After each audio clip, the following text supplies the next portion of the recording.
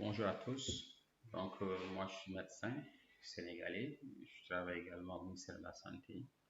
Donc, c'est important qu'on puisse vraiment discuter avec les populations, les sensibiliser davantage par rapport à l'épidémie qui sévit actuelle dans le monde, mais qui également touche notre pays.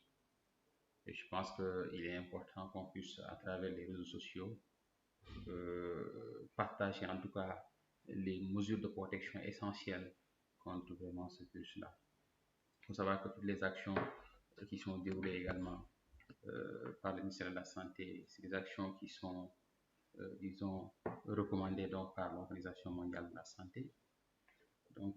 Et je tenais vraiment à revenir sur l'épidémie qui actuellement, en tout cas, continue à sévir en Chine et dans les autres pays tels que l'Italie, la France, je pense qu'on partout dans le monde.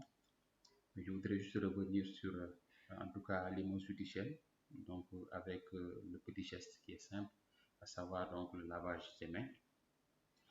Il faut se laver les mains soit donc à l'eau et au savon, ou bien utiliser une solution hydroalcoolique, qui est actuellement disponible dans le marché. Donc vous voyez donc ces genres de solutions. Donc il faut utiliser et qui peuvent vous aider également vraiment à rendre propre dans votre main et à tuer le virus s'il est présent donc dans vos mains. Donc, je pense que ça c'est très important.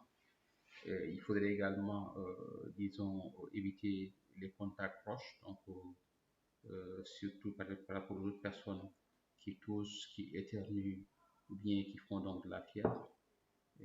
C'est important parce que lorsqu'une personne également est infectée donc par le virus respiratoire, comme avec donc l'actuel virus qu'on appelle le Covid-19, cette personne tousse et éternue. Elle projette vraiment des gouttelettes, disons, petites gouttelettes contenant donc du virus. Et si vous êtes proche donc de ces personnes qui toussent ou bien qui éternuent, vous pouvez inhaler donc le virus. Donc je pense que c'est important qu'on puisse conseiller donc la population, les sensibiliser davantage par rapport donc, à cette situation. Il faut également éviter de donc toucher des yeux. Je pense que c'est important. Le nez, la bouche, je pense que ça c'est des gestes que les gens ont l'habitude de faire. Soit ils le font parce que c'est une mauvaise habitude, ou bien ils le font inconsciemment. Donc je pense que c'est important qu'on puisse revenir sur ces petites choses-là qui peuvent encore, en tout cas, euh, transmettre donc bien le virus. Donc c'est important. Les mains sont en contact avec de nombreuses surfaces, je pense que ça vous le savez, et qui peuvent être contaminées donc par le virus. Je pense que c'est tout ça qui fait que lorsque vous touchez donc vos yeux, le nez ou bien la bouche, vous avez des risques en tout cas d'être en contact avec le virus si le virus est présent donc sur les surfaces qui sont déjà touchées donc par la main. Donc je pense que c'est important. Il est important également de respecter les règles d'hygiène respiratoire. Donc ça, je pense que je le dis à l'endroit également des personnes qui doivent vraiment se couvrir la bouche et le nez avec le plus du coude, ou bien utiliser un mouchoir quand ces personnes-là toussent ou bien éternuent. Et le mouchoir doit être jeté immédiatement après dans une poubelle donc, qui est fermée. Et ensuite se laver les mains à l'eau, au savon, ou bien en utilisant, comme on a l'habitude de dire, cette solution hydroalcoolique. Je pense que c'est important qu'on puisse revenir sur cette solution. Je ne fais pas de publicité, mais c'est important qu'on puisse revenir sur cette solution-là, que vous pouvez acheter et mettre ça dans vos sacs et qui peut vous aider également vraiment à aseptiser donc vos mains. Je voudrais également, avant de terminer,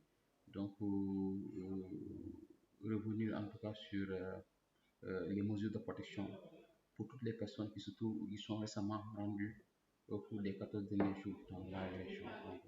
Je pense important qu'on puisse revenir sur ces aspects-là. En cas de fièvre, de toux et de difficulté respiratoire, il faut vraiment consulter un médecin sans tarder. Il peut s'agir d'une infection respiratoire ou d'affection grave. Et vous pouvez appeler, comme ce qui a été mis également au niveau du ministère avec donc la cellule d'alerte.